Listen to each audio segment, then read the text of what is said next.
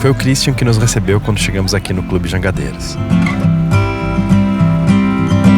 onde ficamos com balanço por mais uns dias antes de descer a Lagoa dos Patos.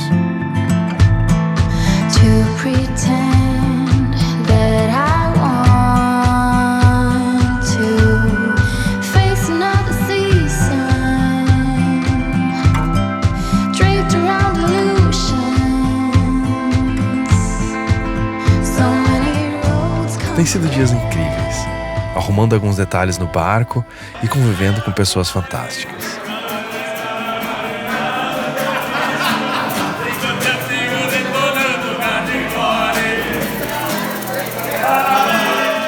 Uma delas é a Tina, que é gerente do Jangadeiros e está sempre por aqui no seu Liberdade, um Cal 9.2 que está no mesmo pier do balanço. Esse barco aqui é um dos primeiros Cal da Marina. Ele era preto, Liberdade, ele foi construído para regata. E ele tinha uma quilha de 1,75 de chumbo, né, no primeiro dono. O segundo dono eu ainda trabalhava na Marina, ele levou para lá para fazer o patilhão, né? E se colocou no barco um patilhão, então uma quilha curta com 1,10 m, que de dentro da quilha sai uma bolina, né? Aí ele fica com 1,80 m por aí. Mas ele anda muito bem, é um patilhão desenhado pro barco, né? E para te dizer a verdade, eu sempre fui apaixonada pelo Cal, assim, achava que esse barco vendeu muito nos Estados Unidos, é um barco que tem por tudo, né? Uma construção legal e apareceu o ex-dono dele, disse, eu quero vender o Liberdade, mas quero vender para ti. Ele disse, mas eu não tenho dinheiro.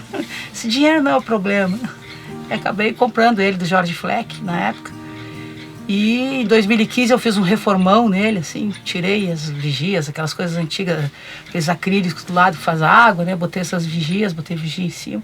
Deixei todo preparado para mim, botei geladeira, banheiro elétrico, guincho, né? Então tá um barco para mim navegar até me aposentar. Eu acho que é ele que eu vou ficar, assim, a não ser que pintasse uma outra coisa, mas não. Acho que gosto da família, gosto de velejar, então não sou assim daquele tipo que quer dar volta ao mundo. Claro que é bacana, porque gostaria de fazer uma perna com a Mirklink, mas acho que é legal velejar perto, ter o jardim da gente aqui ser perto de casa, isso é bom porque tu tá junto com a família e tu veleja, né? Então isso eu acho bacana. Isso é uma coisa muito importante que nem sempre falamos. Não é necessário dar uma volta ao mundo para ser feliz em um veleiro. A Tina achou uma fórmula para estar sempre a bordo e trabalhar com o que ama. Não procure a felicidade no barco mais caro, nos equipamentos mais modernos. Esta é uma corrida que não tem fim. Faça a vida valer a pena hoje. O barco dela é também um exemplo de como um veleiro com mais de 30 anos ainda pode ser muito legal.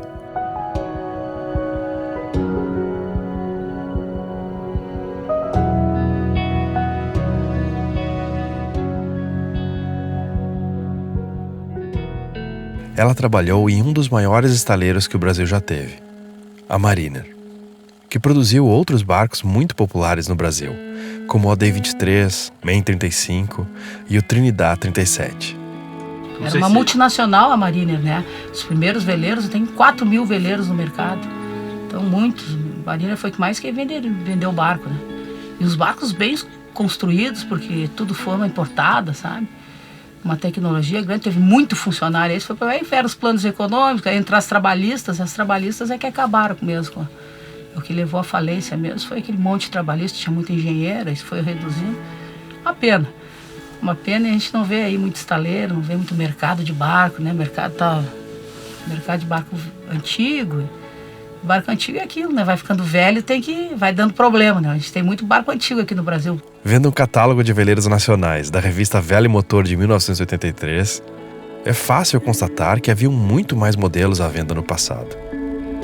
Aprendi tudo de veleiro lá na Marina, a construção, eu gostava de entrar dentro dos barcos.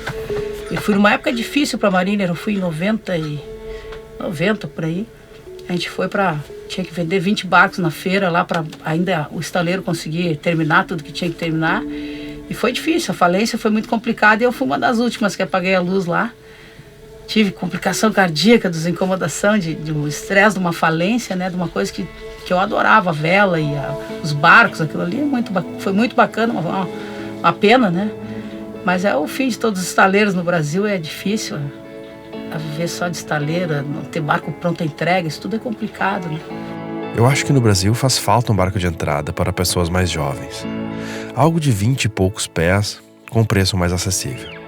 Um AD23 que era na época, né? Só que um AD23 hoje, se fosse produzir, era um monte de dinheiro, né? Então não é uma coisa muito barata, assim, né? E novo é impraticável, né? Eu nunca pensei assim, eu queria ter um 30 pés, sempre sonhei em ter um 30 pés. Cheguei no 10, tá, mas era um 30 pés. Hoje, é claro, tu vai para um barco maior, tu sempre quer um maior, né? Mas hoje um 30 pés novo, quanto custa? 280 mil. A não ser que tu vai procurar um usado de 80 e por aí tu vai gastando. O Guaíba tem muitas áreas rasas para se navegar. E o Christian faz um trabalho voluntário de mapear o fundo para ajudar outros velejadores a chegar em lugares em que não há cartografia. O que eu notei é que a maioria das pessoas tinha muito medo do Guaíba, né? Eu mesmo tinha, meu ex-sogro tinha a lancha e ele falou, não, jamais vou botar minha lancha no Guaíba. A lancha dele ficava lá em Florianópolis. Jamais vou botar minha lancha no Guaíba porque o Guaíba é muito perigoso. Tenho amigos que têm barco e já quebraram barco, já quase naufragaram e tal, porque o Guaíba é muito raso.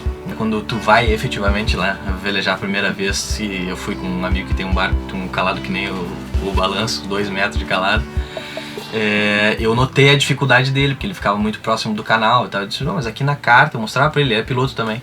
Eu mostrava pra ele, mas aqui na carta diz que dá pra ir mais um pouco pra lá, né? E ele disse, não, mas a gente não confia na batimetria aqui nas profundidades das cartas, né? Esse é um corte de um vídeo maior que você pode assistir clicando aqui nesse quadro.